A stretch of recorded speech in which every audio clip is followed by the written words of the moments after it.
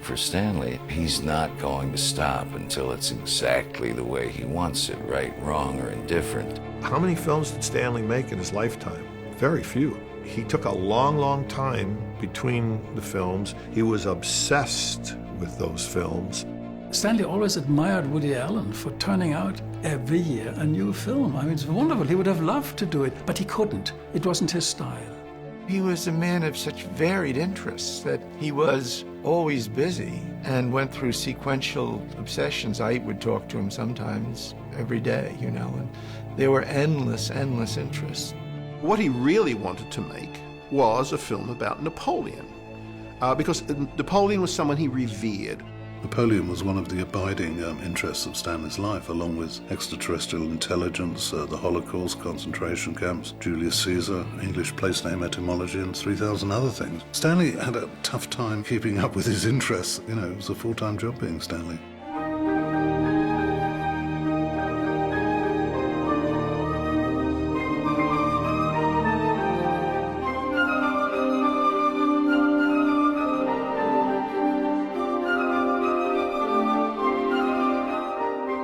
He is considered by many the greatest film director the medium has ever known.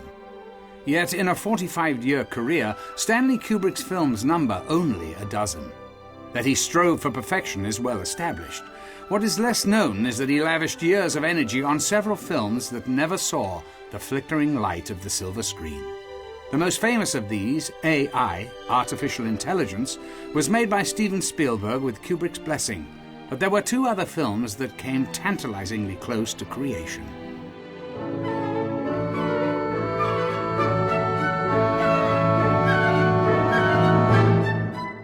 After the success of 2001: A Space Odyssey, a success which means that Kubrick had an opportunity to do what he wanted, and what he wanted to do was Napoleon. Now, Kubrick was fascinated by Napoleon. He was this man who changed the political landscape of the modern world. Stanley was always interested in things military, and I think he was very interested in those campaigns and so forth.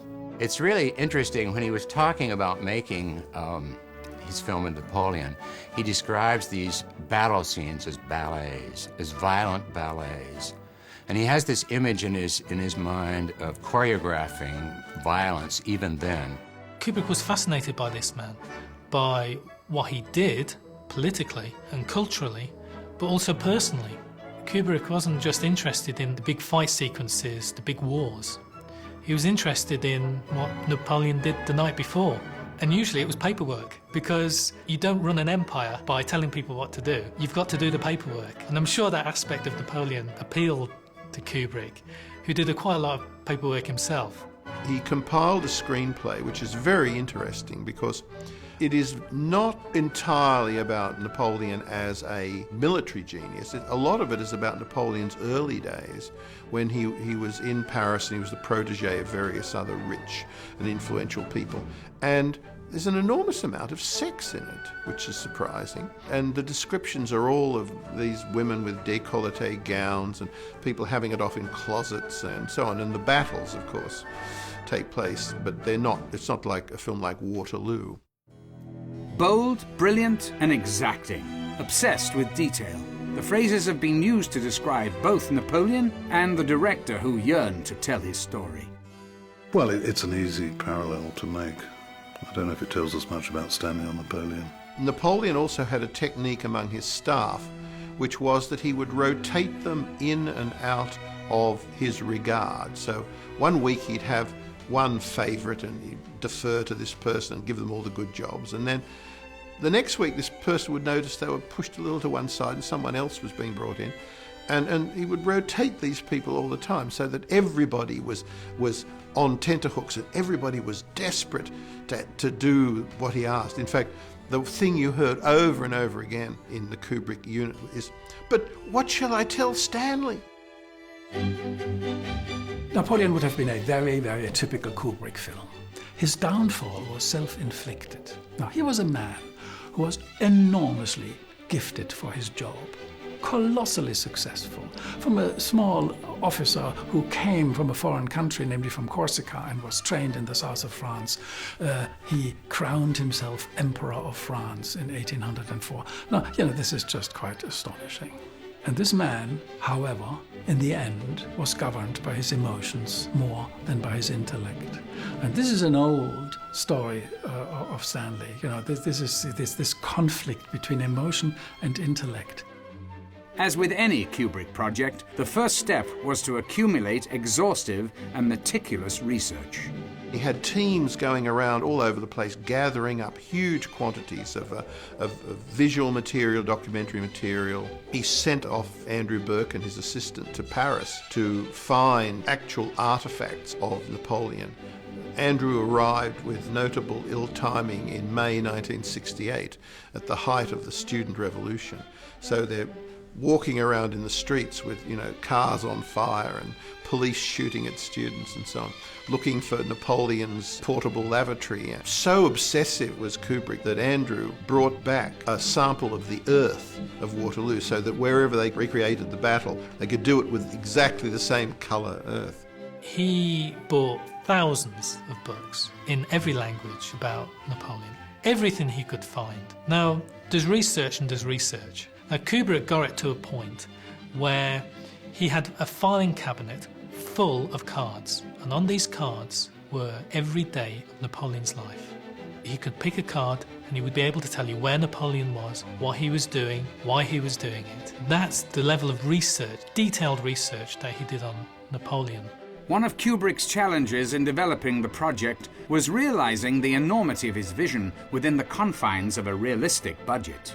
Well, he had designed it so that it was reasonably inexpensive, considering the fact that it was Napoleon and had vast battle scenes. And so what Kubrick did, he came with this great idea of having paper costumes. So you would have like 4,000 people in proper costumes, the people you would be able to see. But in the background, you would have 10, 20, 100,000 people in paper costumes. And so it would just be a disposable costume. And he did camera tests on these to see how they would register. And they looked just the same as a normal costume close up. One of the problems with doing Napoleon the way Stanley wanted to would be access to these great rooms at Versailles and things like this, which nobody's going to let you shoot in.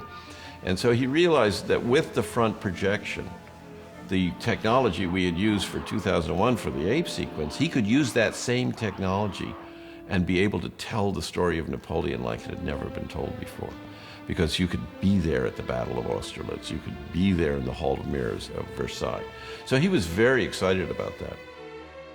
In the late 1960s, Kubrick saw an actor he immediately realized would be perfect to play his Napoleon.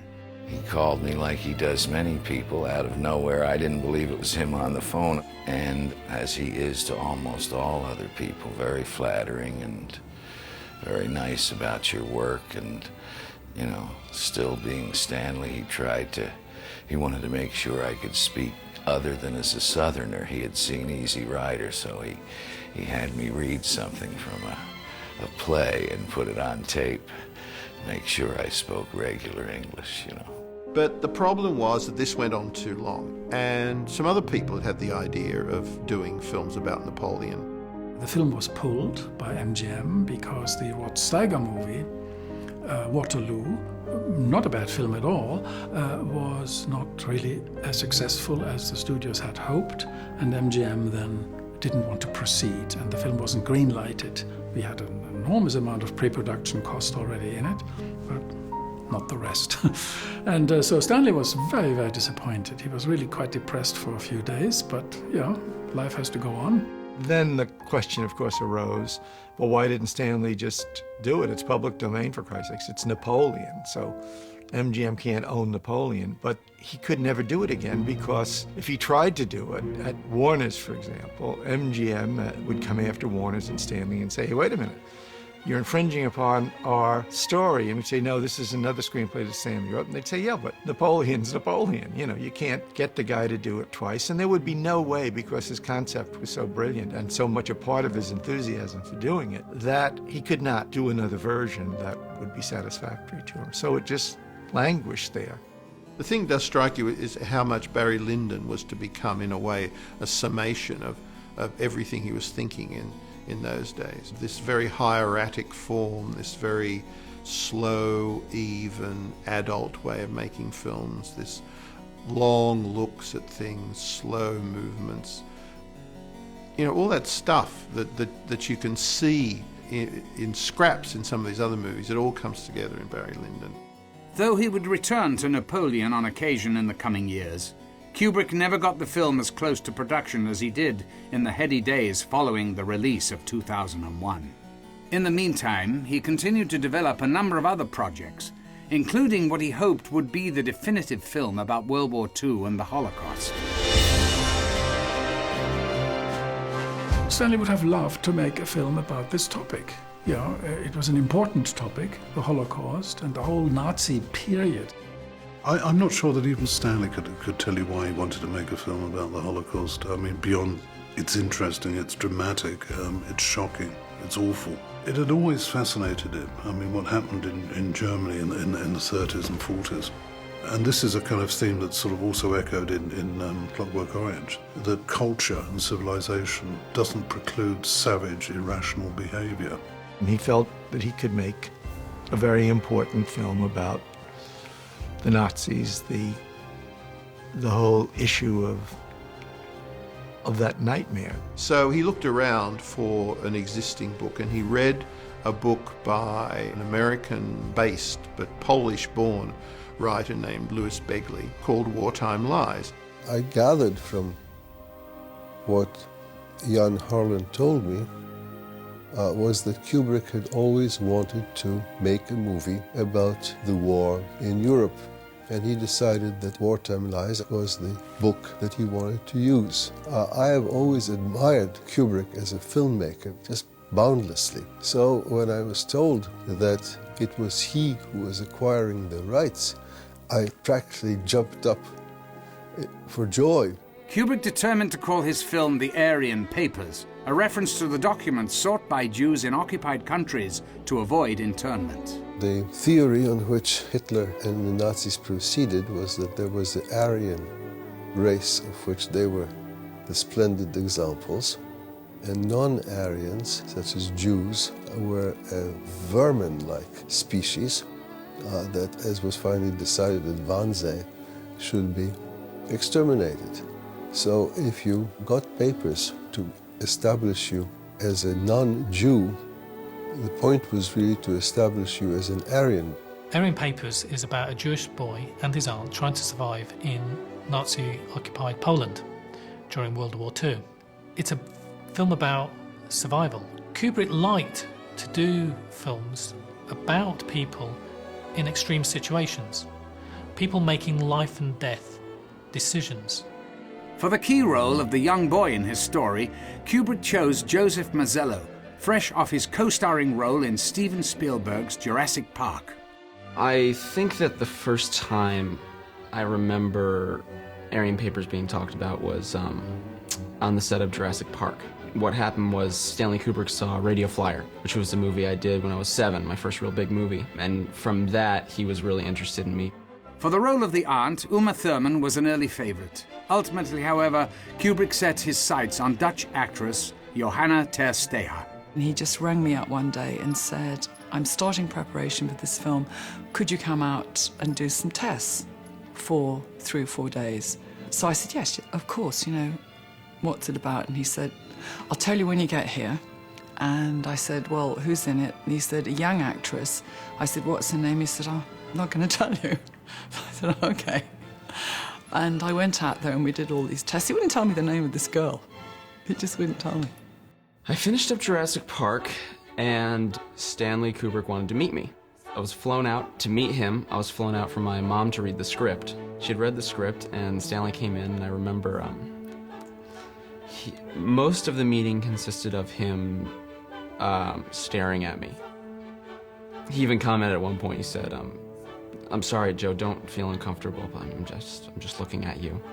I'm just looking at your eyes, I have to look at your eyes.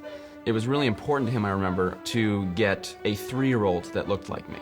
And so he was looking at me to make sure he got the right person to play me as a younger kid. Meanwhile, Kubrick and his team were immersed in their research. I did a lot of work on that for about, 18 months, 2 years. I did most of the initial research when Stanley had read the story, tracking down books, going to photo libraries, this, that, and the other. Producer Jan Harlan made frequent calls to novelist Louis Begley, compiling the rich tapestry of detail that fed Kubrick's creativity. Kubrick rang up and said, there's a song mentioned in chapter 6 or something. What is the song? And Begley, who's a very, very formal lawyer, had to sing the song down the telephone lines so it could be transcribed by Kubrick. Teams were dispatched throughout Europe to scout locations. We went mainly into Czechoslovakia, found some wonderful locations. A fantastic town on the border with Poland that was still bombed. It was perfect for a bomb town. And then we went over to Aarhus, and it was perfect. We found wonderful apartments. We found this old army barracks that had it had a stage with a dirt floor, so we could have built forests and things in there. It had offices, parade ground you could use as a lot and build streets, whatever, Everything. We found everything.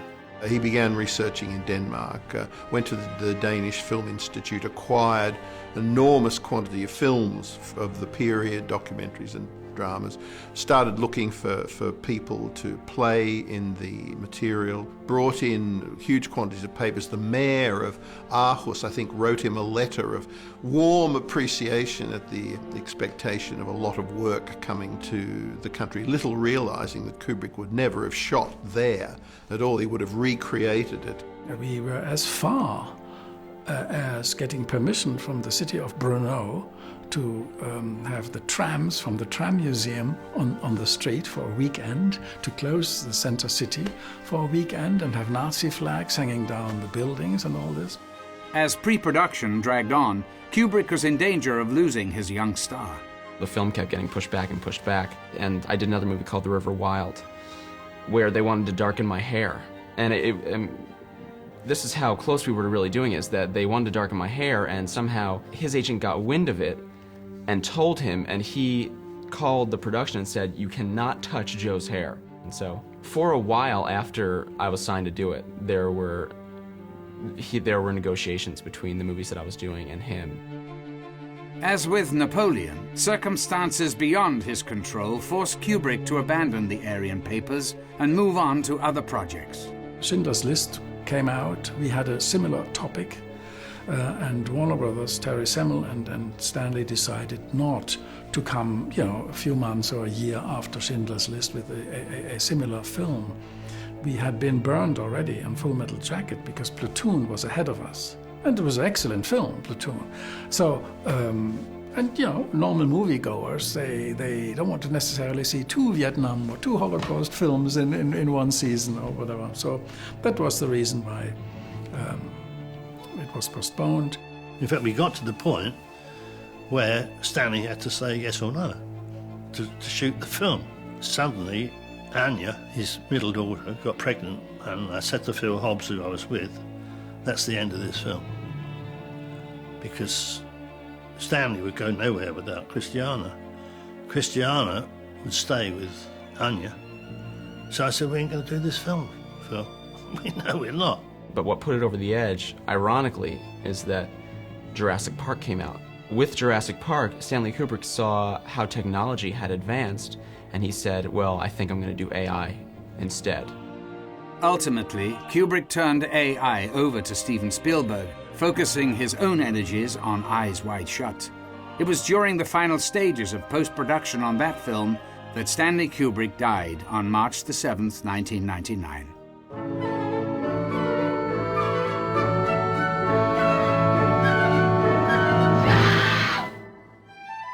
In his passing, cinema lost one of its greatest artists, and with him, the films he might have made.